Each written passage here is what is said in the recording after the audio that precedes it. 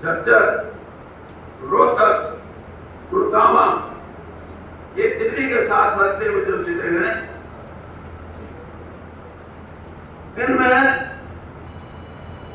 बदमाशी, गुंडागर्दी, कत्ल, फिरौती मांगना, पहले कभी यूपी में सुनते थे, गाजियाबाद में, मेरठ में, नोएडा में, लोग ये कहते हैं कि घूम फिर के आपके हरियाणा में कैसे आ गए। कहीं ना कहीं हमारे जो राजनीतिक दृष्टिकोण है उसमें हम किसी का विरोध करने के लिए तो तगड़े हो जाते हैं, ना एक किसने ठोकांगे, लेकिन जिससे ठुकवाते हो वो कैसा है कभी ये भी समझो। ठोकने के लिए जो ठुकवाने वाले की तरफ आपका इशारा होता है तो उससे कोई परिवर्तन आने वाला नहीं, उससे कोई नई चीज पैदा होने वाली नहीं। इसलिए मैं एक खास बात के लिए आपके बीच में आया कि गांव में काम नहीं, इसलिए हजारों की संख्या में लोग अपनी जमीन बेच के विदेशों में जाने की बात, पंजाब में तो थी आज से 50-60 साल पहले भी, लेकिन हमारे यहां नहीं था। आज ये बात क्यों है? क्योंकि आज गरीबी एक सबसे बड़ी समस्या बन गई है, बेरोजगारी सबसे बड़ी समस्या बन गई है। और जो ये पार्टियां चुनाव लड़ती हैं,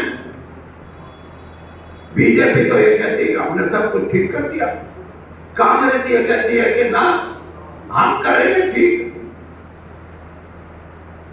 और दूसरी छोटी पार्टियां भी जन्म लेगी। कोई आप पार्टी है, कोई जेजेपी है, इनेलो, जो कभी बड़ी पार्टी होती थी, आपस की फूट की वजह से आज वो छोटी पार्टी बन के रह गई।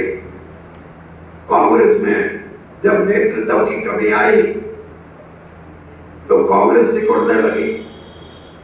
इन सारी समस्याओं को आज मैं आपसे सिर्फ इतना कहना चाहता हूं कि इनका कोई समाधान है या नहीं। समाधान क्या बताते हैं कि बीजेपी ने पेंशन इतनी कर दी, मैंने वोट दे दो, मैं 5,000 कर दूंगा। दूसरा कहे तो 5 में अटक गया, मैंने दे दो, मैं 6,000 करूंगा। और जिसका राजपाट मैंने सोचे पता नहीं आऊंगा कि नहीं आऊंगा, हो लोग मैं 10,000 कर दूंगा। 10,000, 5,000, 4,000, 3,000, ये गरीब की समस्याओं का समाधान नहीं है। ये सिर्फ वोट लेने का एक तरीका है कि वीरेंद्र सिंह क्या फैसला करे। आज वीरेंद्र सिंह कोई फैसला नहीं कर सकता कि मैं बीजेपी में हूं या मैं पार्टी दूसरी में जाऊंगा या कुछ और करूंगा। लेकिन एक बात मैं आपको कह सकता हूं कि 2 तारीख को, 2 अक्टूबर को आप इस देश की राजनीति में कोई नए परिवर्तन के लिए एक बड़ी संख्या में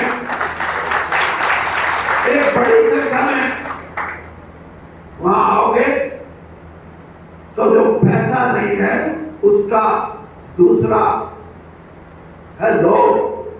जिस दिन लोग खड़े नजर आएंगे कि वीरेंद्र सिंह एक नई सोच के साथ इस प्रदेश की राजनीति को लोगों तक लेके आया है, तो फिर तो बीजेपी भी नहीं कहेगी भाई चौधरी साहब आड़े डटेरे, तेरे बिना तो काम नहीं चलेगा। और कांग्रेसी भी ये कहेंगे अरे क्यों छोड़ के गया, 10 साल हो गया आज हमारी तरफ। और कई गठबंधन, और गठबंधन वाले लोग कहेंगे मौका पड़ा है, तुम आके लाग ले, आप पास से तेरी साथ। तो मैं ये बात इसलिए आपको कह रहा हूं कि नीचे से भ्रष्टाचार ऊपर नहीं जाता, ऊपर से भ्रष्टाचार नीचे चलता है। इसलिए इसका क्या समाधान, बेरोजगारी का क्या समाधान, युवाओं के रोजगार में नौकरियों का क्या समाधान, भूखमरी को खत्म करने का क्या समाधान, गरीबी को मिटाने का क्या समाधान। मैंने जैसे कही 276 रुपए, और सरकार में ये माने कि 500 तो कमाते होंगे, नहीं है। मैं इन सारी समस्याओं का, किसान का, इस देश के धन दौलत में, संपदा में, सोने में, चांदी में, हीरो में, किसान को भी ये समझ आनी चाहिए कि ये थोड़े से लोगों के पास भी मेरा ब्यों दिशा कर दिया है कि मैं भी इन बातों के लिए बाजार में जाके जो कहते अरे भाई हम भी लड़ जाओगे हम।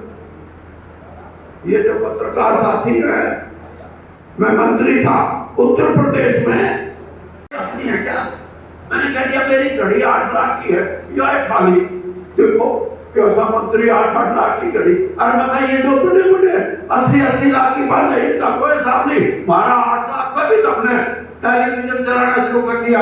इनको भी जवाब देना है कि हम भी किसानों के बेटे, गरीब के बेटे, दलित के बेटे भी इस देश के धन दौलत में हिस्सेदार बन सकते हैं, और ये करना पड़ेगा। अगर नहीं होता तो इस देश पे गरीबी की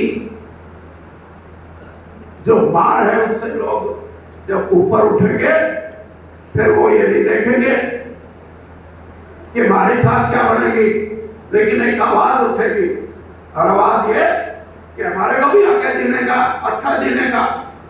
मैं आज से 40 साल पहले इंग्लैंड गया।